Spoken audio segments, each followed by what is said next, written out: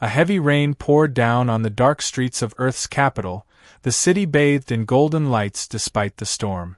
Humans and aliens alike hurried under umbrellas, their footsteps splashing against the wet pavement. But amidst the bustling crowd, one figure stood still. She was tall, elegant, and unlike anything human. Pale lavender skin shimmered under the neon glow, her silver-white hair clinging to her rain-soaked face. Her eyes, bright and deep like a sunset's final moments, searched frantically through the crowd. She was looking for someone. She was looking for Ronan Vale. Ronan was a mechanic, a simple man with grease-stained hands and a heart that had never expected the universe to bring him anything extraordinary. He worked long hours, fixing up alien hovercrafts and human vehicles alike.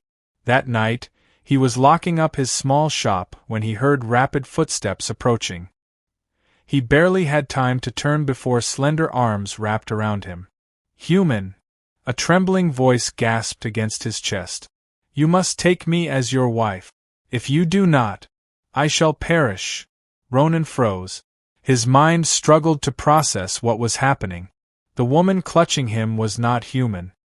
He had seen her kind before, Nivarians, an alien species known for their beauty and mysterious ways. He gently pulled back, looking down at her drenched form. Excuse me?" Her golden eyes locked onto his. "I do not have time to explain everything now. But you are my only chance. I beg you, human, marry me, or I will not live past the next dawn." Ronan had no idea how to respond to that. He took her inside. He didn't know why.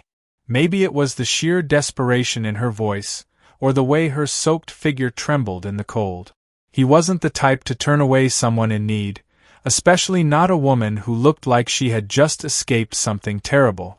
With a dry towel draped over her shoulders, she finally introduced herself. "My name is Vyra Zales," she whispered, voice still shaken. "And I am being hunted." Ronan leaned against the kitchen counter, arms crossed. "Hunted? By who?" She hesitated before speaking. "My own people." That made his brow furrow. The Nivarians weren't known for violence. They were a proud race, highly advanced, and often distant from human affairs. Why would they be hunting one of their own? Vyra's fingers clutched the towel tightly. "In my culture, when a woman reaches her prime cycle, she must bond with a mate. If she does not, her body will weaken until she can no longer survive." Ronan blinked. "Wait. You mean you'll actually die if you don't get married?" "Yes." Her voice was barely above a whisper. "But I do not wish to bond with those chosen for me. I escaped my homeworld, searching for someone different, someone kind. And now I have found you." Ronan ran a hand through his dark hair. This was insane. A complete stranger had just barged into his life, asking him to marry her to save her life. But then he looked at her. Really looked at her. There was something in her eyes, something achingly real. "And if I say no?" he asked quietly. Vyra's expression didn't change. "Then my body will fail. I will not last more than a day." A heavy silence fell between them. Ronan exhaled sharply. "Damn it. All right, Vyra.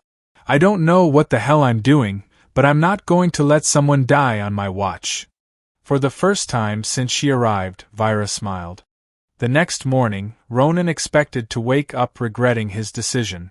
Instead, he found himself staring at the woman sleeping peacefully on his couch, her soft breathing the only sound in the room.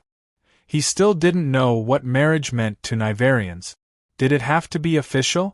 Was there some kind of ritual? And why had she chosen him? When Vyra woke, she seemed calmer, but there was a gentle warmth in her gaze when she looked at him. "You saved my life," she murmured. Ronan scratched the back of his neck. "I just agreed to something insane. That doesn't make me a hero." She tilted her head, observing him. "No. But it makes you different." As the day passed, Ronan found himself watching her more. She was elegant in a way no human woman was. The way she moved, the way she spoke, it was mesmerizing. But more than that, she seemed to trust him completely. For someone who had been forced to flee her own people, that meant something. Then the knock came. A sharp, deliberate knock at the door. Vira went pale. Ronan felt his gut tighten. Without a word, he grabbed a wrench, his only weapon, and stepped forward. He didn't know who was outside, but he had already made a silent vow. Vira had placed her trust in him, and he wasn't about to let anyone take her away. The moment Ronan opened the door, he was met with two figures in gleaming silver armor, Nivarian enforcers. Their piercing gazes locked onto Vira immediately. "She is to return with us," one of them declared. "The bond must be completed." Vira's hand gripped Ronan's arm. "I will not go with them." The lead enforcer's expression darkened. "Then you will perish. Is this truly your wish?" Ronan's grip on the wrench tightened. "She's not going anywhere she doesn't want to." The enforcer studied him for a long moment. Then, to Ronan's surprise, he let out a slow exhale. "The bond has already begun," he murmured. "Her body has accepted him. It is irreversible now." Vira's fingers dug into Ronan's sleeve. "What does that mean?" The enforcer's gaze flickered with something unreadable. "It means she has already chosen her mate. No law can take her now." The realization hit Ronan like a freight train. She had chosen him, not just to save her life, not just as an escape. She had truly chosen him. The enforcers left, their duty no longer valid. And for the first time since she arrived, Vira turned to Ronan with something more than gratitude in her eyes. Something warmer, deeper. "Thank you, Ronan," she whispered. He swallowed, feeling something stir in his chest. "Yeah," he murmured. "I guess we're stuck together now." Vira smiled. And this time, it wasn't desperation. It was love.